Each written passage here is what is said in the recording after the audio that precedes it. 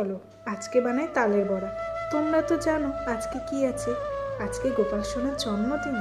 তো প্রথমে তালের খোসাটাকে ছাড়িয়ে নিতে হবে, তারপর তাল থেকে তালের যে রসটা সেটা বের করে নিতে হবে।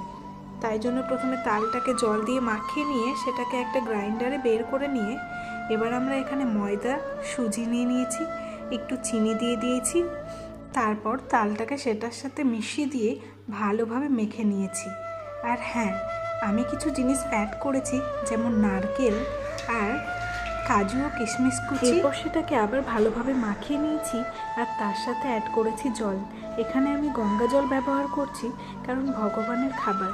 তারপর সেটাকে 15 থেকে 30 মিনিট মতো ঢেকে রেখেছি, তাহলে তালবড়াগুলো ভালোভাবে ফুলে যাবে। আর তেল গরম হতে মা এখানে তালবড়াগুলো ছেড়ে দিল।